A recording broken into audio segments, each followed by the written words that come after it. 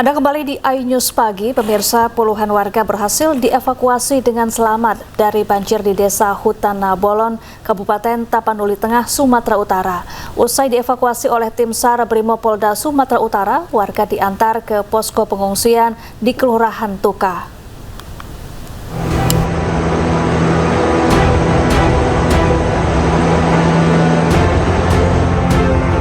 Respon cepat dilakukan tim SAR bantuan Brimopolda Sumatera Utara dalam mengevakuasi masyarakat terdampak banjir di Desa Hutana Bolon, Kecamatan Tuka, Kabupaten Tapanuli Tengah, Jumat sore. Di tengah derasnya arus air dan kondisi jalan yang licin, tim SAR mengevakuasi 45 orang yang terdiri dari dewasa, remaja, dan anak-anak dengan menggunakan tali. Usai dievakuasi, para warga diantar menuju posko pengungsian di Kelurahan Tuka. Evakuasi seluruhnya daripada warga dalam keadaan selamat dan sehat.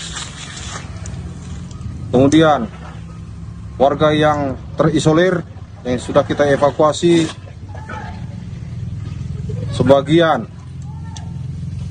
berada di posko pengungsian di Kelurahan Tuka. Terima kasih kepada tim yang menjemput kami kemarin, biar tambah kesehatan dan kekuatan diberikan Tuhan kepada saudara-saudara kami semua, Bapak Brimo yang menjemput kami.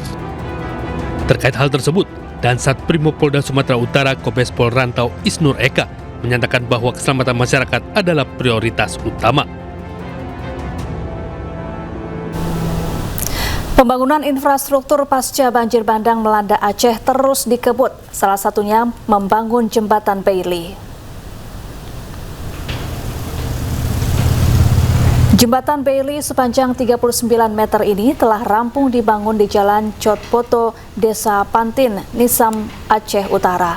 Konstruksi jembatan menggunakan material berkualitas dari Yonzikon 13 dan Yonzikon 14, sehingga menghasilkan struktur yang kokoh, stabil, dan aman digunakan, bahkan bisa menahan beban hingga 10 ton.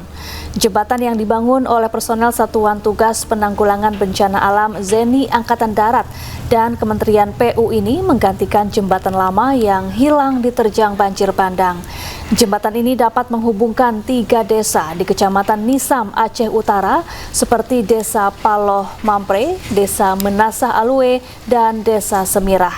Dengan dibangunnya jembatan ini diharapkan dapat segera memulihkan perekonomian di Aceh Utara.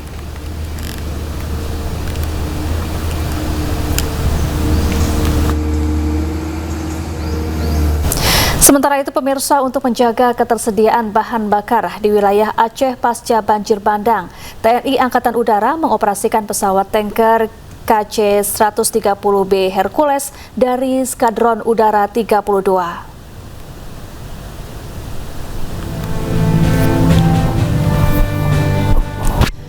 Bahan bakar yang dibawa KC-130B Hercules dibawa dari Bandara Rembele, Bener Meriah, Aceh Tengah, menuju sejumlah lokasi terdampak bencana di Sumatera.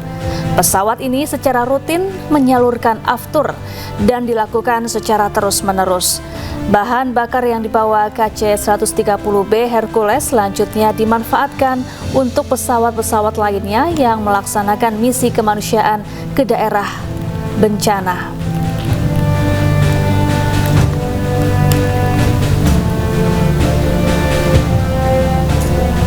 Ya, pasca bencana banjir bandang dan longsor yang melanda Kabupaten Aceh Tamiang, Aceh, pemerintah ingin memastikan pemulihan layanan dasar masyarakat terus dikerjakan. Salah satunya mengaktifkan kembali sistem penyediaan air minum atau SPAM IKK Rantau yang sempat terdampak bencana.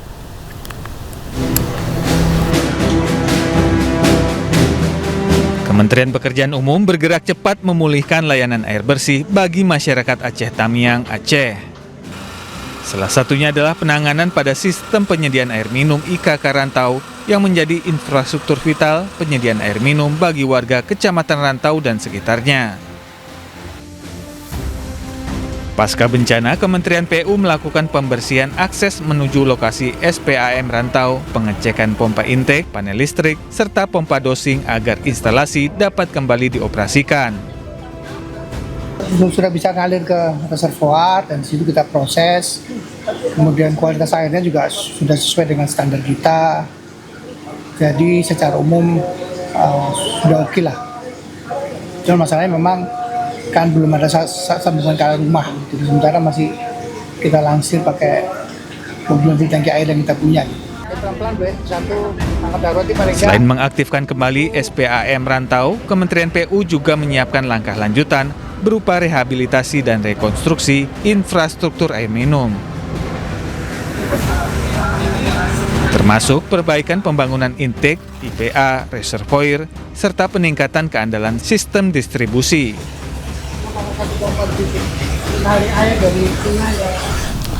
Pemirsa, bersama MNC Peduli kita bantu korban banjir dan longsor di Aceh, Sumatera Utara, dan Sumatera Barat dengan berdonasi melalui rekening Yayasan Jalinan Kasih.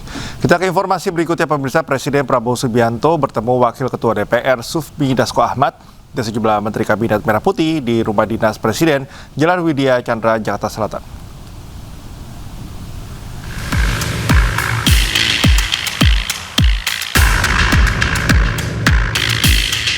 Presiden memanggil Wakil Ketua DPR Sufmi Dasko Ahmad, Menteri Sekretaris Negara Prasetyo Hadi, Menteri Luar Negeri Sugiono, dan Sekretaris Kabinet Teddy Indrawijaya pada Jumat malam.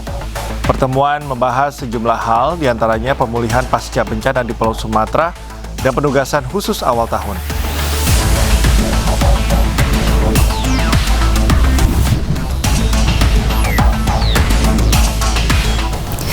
Pemirsa, sejumlah aktivis dan pakar bidang hukum dan HAM menilai sejumlah pasal dalam KUHP baru berpotensi mengancam kebebasan berpendapat. Selain itu, ada pula ketentuan yang dianggap mengancam privasi masyarakat.